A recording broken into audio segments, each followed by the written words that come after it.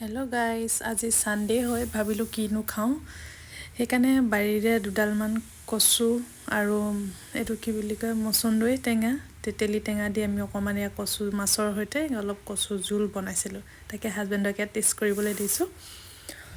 অলপ তেওঁ খাই ভাল পাইছে, কৈছে অকণমান নিমখটো খালি অলপ কমি আছে।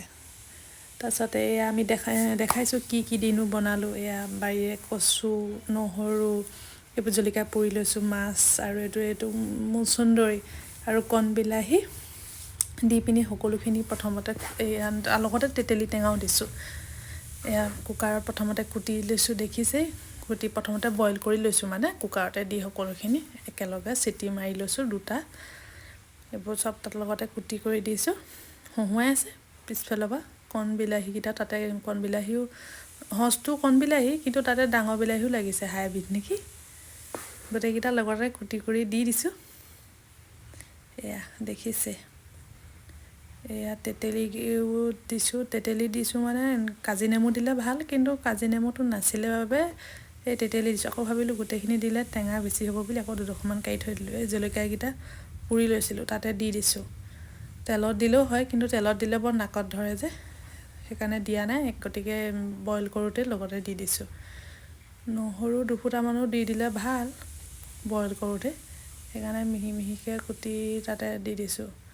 মচন্দৰীকেইটা বেছি হ'ল কাৰণে দুখিলামান থৈ দিলোঁ। বাকী এইকেইটা কণ বিলাহীকেইটা দিয়ে দিলোঁ আৰু এয়া তাতে নিমখ অকণমান ছটিয়াই দিছোঁ, হালধি অকণো দি দিছোঁ।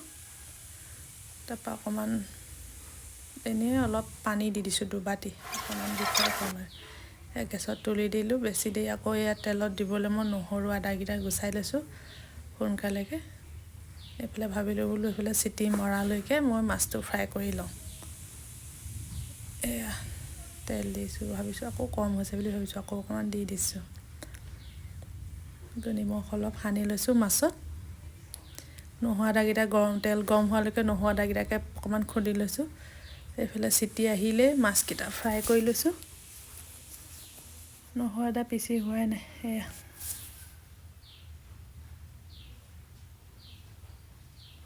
তো মই মাছটো ফ্ৰাই কৰা নাই দেই, এইটো মোৰ হাজবেণ্ডেহে কৰি দিছে ধুনীয়াকৈ। মোৰ আকৌ তেল পৰে বুলি বৰ ভয় লাগে। ৰঙাকৈ অকণমান ফ্ৰাই হ'ল, দেখিছে। কাঢ়ি থৈ ল'লে। এইফালে বাহিৰত বৰষুণ, বহুত বৰষুণ দিছে আজি আমাৰ এইফালে। আপোনালোকৰ ফালে দিছে নাই জানো, আমাৰ যোৰহাটতে আজি বহুত বৰষুণ। মই বাহিৰখন অকণমান দেখুৱাই দিছোঁ। আমাৰ ফুলকেইজোপাই বৰ ভাল পাইছে আজি বৰষুণ পাই। এয়া বৰষুণ দিলে ভালো লাগে বাৰু, ধূলিবোৰ অলপ কম হয়। ময়ো অকণমান নিজক নিজে দেখাই দিছোঁ এনেই।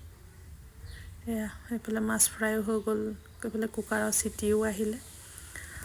এবাৰ তেল মাৰি দিওঁ আৰু সেয়া আদা নহৰু অলপ পিঁয়াজ দি হেৰি কৰি দিছোঁ। বেছি হেৰি নহয় আৰু চিম্পুলকৈ এনেই, সদায়নো কিমান হেৰিকৈ খাব।